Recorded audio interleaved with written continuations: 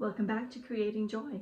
This week we're going to be going on a journey with me as I make a Chenille Baby Blanket.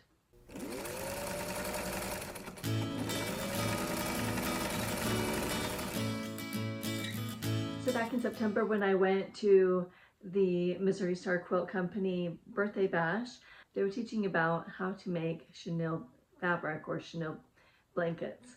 And it was a really interesting technique. I had never heard of it before.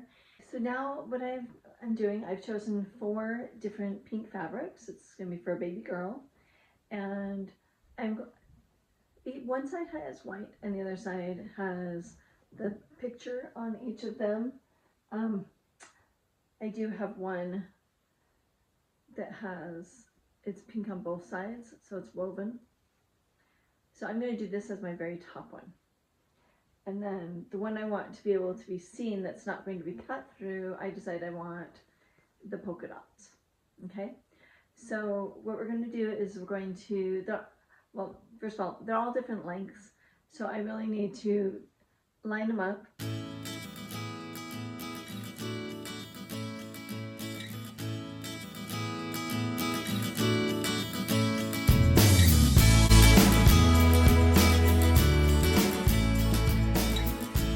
So I want my blanket to be a perfect square. So I measured one side of it and it's 43 inches. So I'm going to make each side 43 inches.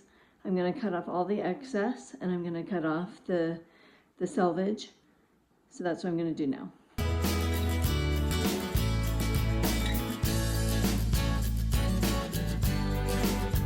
Now we're going to go ahead and pin the corners of the quilt and the center to prepare to draw lines on it.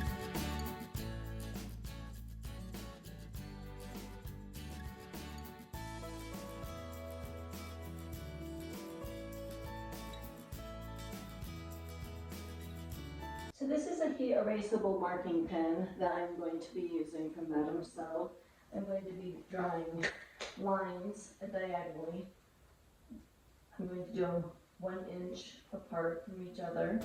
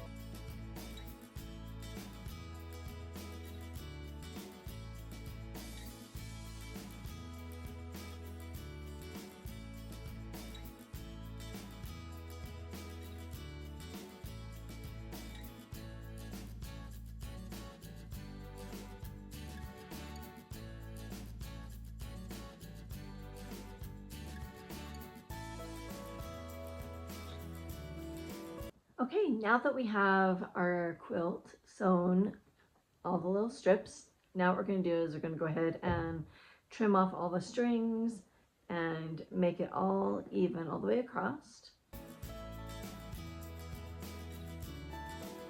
Once we're all done, I will come back and show you the next step. Now we're going to take our rotary cutter and our ruler and we're going to line it up. Cut off all the edges, make it all straight.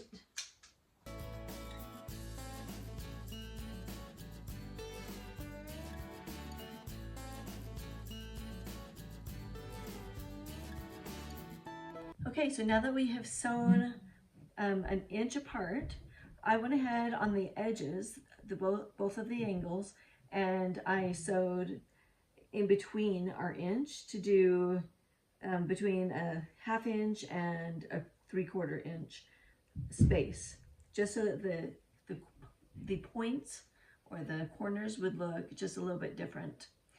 So there are 2 different things that you can use. If you have spring action scissors, so there's a spring right here, that you can see. You can use these to cut. I'm going to just show you for the big ones. So we want to, when we're cutting, we're going to leave the very bottom one right there. And we're not going to cut the very bottom one. So this is going to be left plain. This is the back of my quilt, okay? So we're going to take the scissors, and when you are doing an inch apart, it's big enough for scissors, okay? So I'm going to take my scissors and just slide it right in and just go straight down the center all the way across. There's my 3 other layers. So that's how the spring action scissors work. Now with our chenille cutter, depending on how far apart they are, depends on which number. So we've got a small, medium, and large, and extra large blade that we can use. Okay, so over here is going to be the small. So I'm going to move this to the left to choose the blade, okay? So I've got it now set to the small. And then, so once it's set to the one you want, you take your blade, and I'm going to use the small one. So this is the first time I've ever done this, so I'm learning as I go.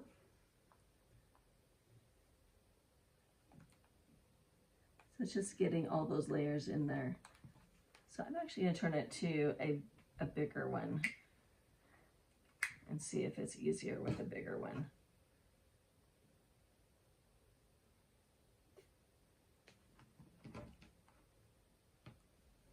Oh, yep. So that was much easier.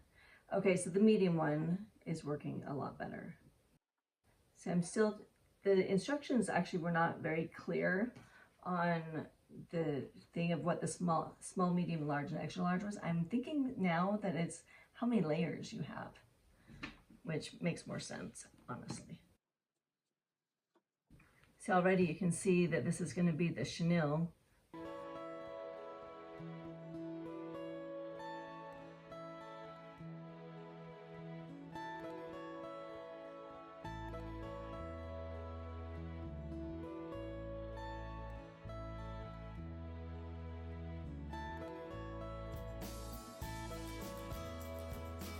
Okay, so this is the first time I've used the chenille cutter, and as you can see in my video that I've been doing is that I've struggled with a little bit. At this point, I'm going to set it aside and I'm going to use my spring action scissors because I'm not too impressed with the cutter at this point. Of course, like any project, you need to make sure that you're going through the right layers. You don't want to cut all the way through.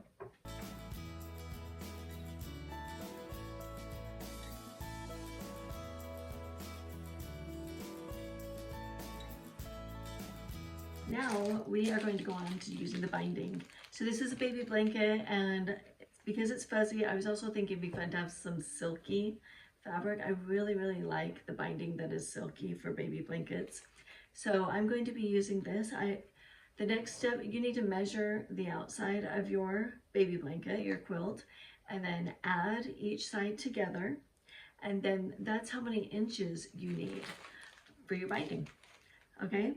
So I end up having to buy 2 packages of binding. This binding has 4.75 yards. And so I don't need the whole entire package of the second one, but I will need to use part of it. Okay, now we're going to do the binding. I need to connect these 2 pieces together. We're going to take it and put our right sides together. And the way I always try it is I think, okay, so if I'm going to sew diagonal from corner to corner, then when I fold it back, is it going to line up? So you want to see that the fold is going to line up. And that way you know that you're sewing the correct way. Okay, so I'm going to go ahead and pin it. And I like pinning the corners. So I'll pin this corner over here and this one down here. Make sure it's straight. And then I'm going to just sew right between the 2.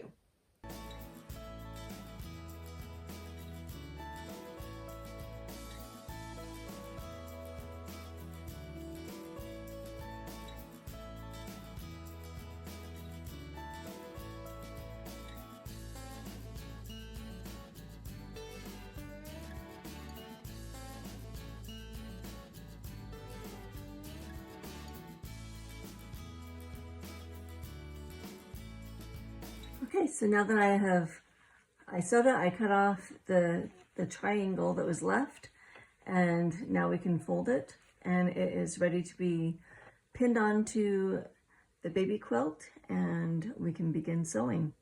So when we're doing our binding, we're going to take the raw edge, or the edge that's opened, and we are going to match that up with the edge of our blanket, and we're going to sew it on the back first, and then we're going to bring it around to the front. Okay, so I'm going to go ahead and start in the middle of my quilt. So here's my edges, and I'm putting it against the edge of my quilt, and I'm starting right in the middle of my quilt, and I'm actually going to leave about 2 to 4, it's about 2 inches. We're going to leave about that much, because that's how we're going to connect the other side of the binding when we get all the way through. So I'm going to start sewing right here, not at the very edge. Okay, so I'm going to pin it right here.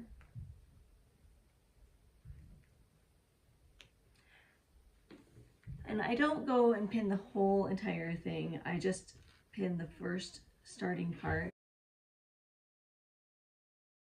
Okay, and then when I get to the corner over here, I'm going to sew, and then I'm going to sew off the edge so that there will be a point right here at the corner, and that's how I'm going to be able to have a really nice mitered corner. Okay, so you can go ahead, and I'm going to sew on with the binding.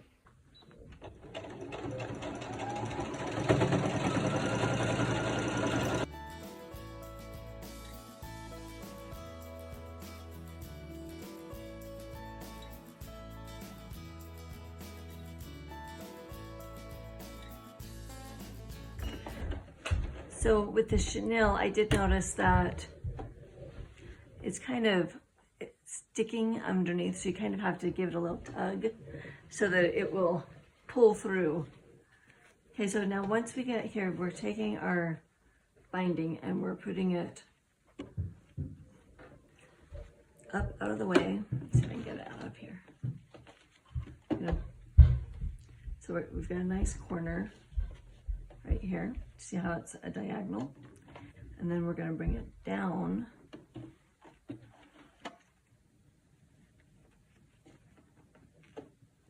Okay. And then we're going to bring it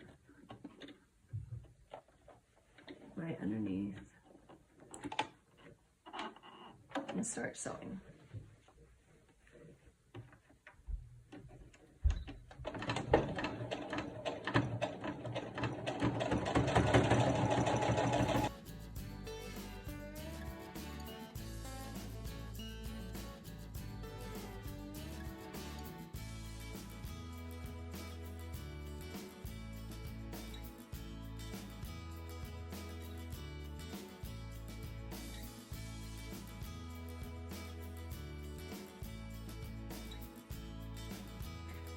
Okay, so this is the part where you want it to overlap. Let's see, I may have gone a little too far. Okay, so I decided to just go ahead and sew them together. I'm going to finger press it open, and I'm going to go ahead and sew it, and then we will flip it and we will sew on the other side. Okay? We're just going to sew right over top of the line that we were sewing on before.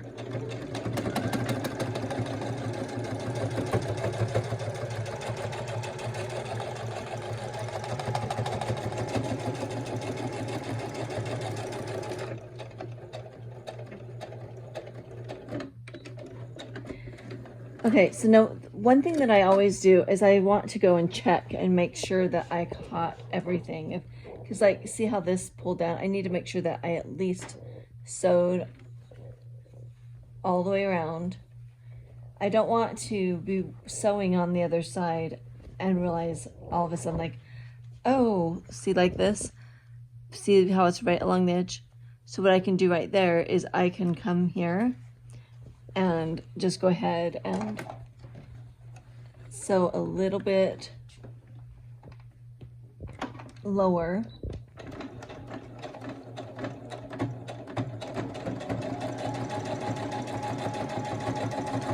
And then I'll just back stitch.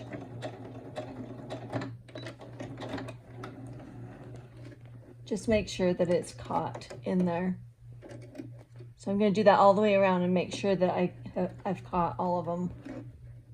Okay, so some of the chenille got pushed up, and I'm just going to trim it off before I put the binding on so that it's not so thick. So there's just a few of them that got pushed up. Yeah, there was just a couple of them there. Okay, so let's go ahead. I'm going to start at this corner right here. And so I push the corner through. And then, so I'm going to push it up, and then I'm going to crease it over so that it's mitered. Mitered is how it's folded over. And then I will just take my pin and I'm going to pin it in together. And then I'm going to continue around, folding it over. So the goal is to cover up this line from the other side so that it can't be seen. So, and then just go ahead and we're going to pin it on as we go around.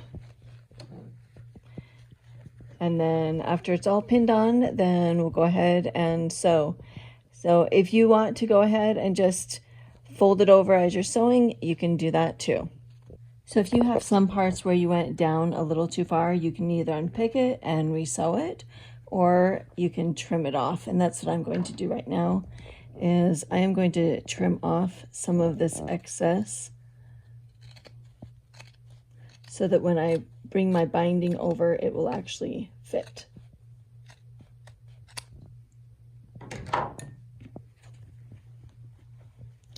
Okay, so now my binding is fitting. Okay, there we go. So now we're sewing on the binding, and we're just going right along the edge of the binding.